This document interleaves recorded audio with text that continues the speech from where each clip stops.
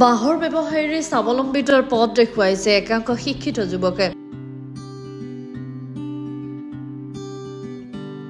অসমৰ থলুৱা কৃষকৰ বাঁহেৰে ভৰিছে বহিঃৰাজ্যৰ বজাৰ। অসমীয়া সংস্কৃতি আৰু গ্ৰাম্য জীৱনত বাঁহৰ আছে এক বিশেষ গুৰুত্ব।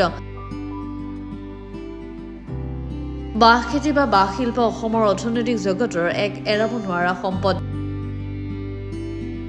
অসমীয়াত এষাৰ কথা আছে, যাৰ নাই বাঁহ তাৰ নাই সাহ। হয়, বাঁহকে সাহ হিচাপে লৈ আগবাঢ়িছে একাংশ শিক্ষিত নিবনুৱা যুৱকে। বজালী জিলাৰ বাগমাৰাৰ নিত্যানন্দ পাঠশালাত যথেষ্ট পৰিমাণে উৎপাদন হয় থলুৱা বাঁহ। সেই বাঁহেৰে বহিঃৰাজ্যত ব্যৱসায় কৰি নিজে স্বাৱলম্বী হোৱাৰ লগতে থলুৱা বাঁহ উৎপাদন কৰা কৃষকসকলেও উপযুক্ত মূল্য পোৱাত সহায় কৰিছে একাংশ শিক্ষিত যুৱকে।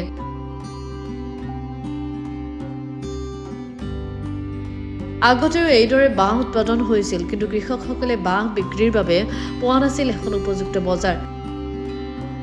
কিন্তু কিছু সচেতন নিবনুৱা যুৱকে বহিঃৰাজ্যৰ বজাৰত থলুৱা বাঁহৰ ব্যৱসায় আৰম্ভ কৰাত কৃষকসকল লাভান্বিত হৈছে।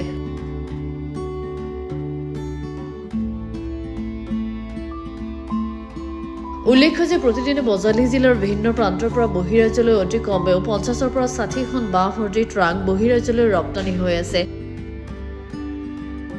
একোজন বাঁহ ব্যৱসায়ীৰ লগত জড়িত হৈ আছে 100ৰ পৰা 150টা পৰিয়াল।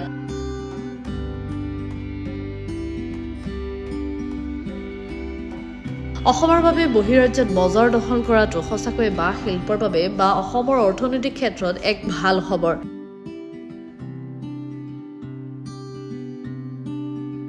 পিছে অসমৰ এই বাঁহবোৰৰ পৰা চৰকাৰে উপযুক্ত কৰ লাভ কৰিছে নে নাই, ইও এক চিন্তনীয় বিষয়। পোনপ্ৰথমে আপোনালোকক ধন্যবাদ জনাইছোঁ।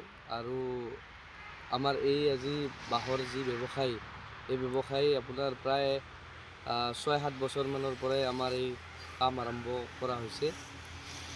আপোনালোকৰ এই ব্যৱসায়টোত কিমান মানুহ জড়িত হৈ আছে?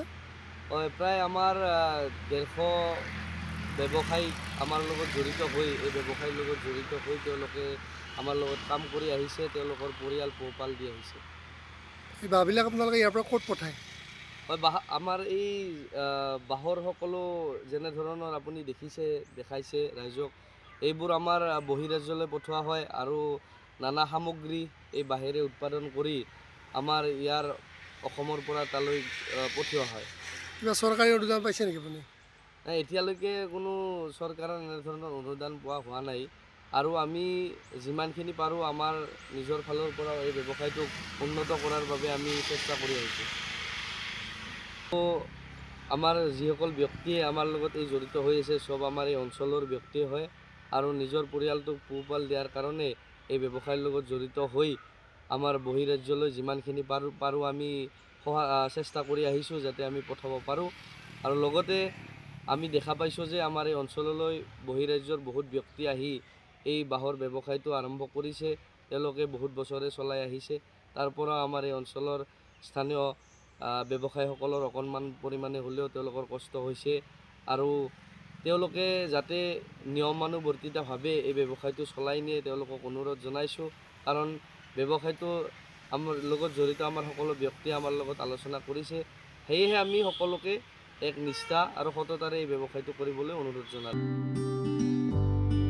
বজালীৰ পৰা ৰমেশ আলীৰ ৰিপৰ্ট, গ্ল'বেল NA 24/7।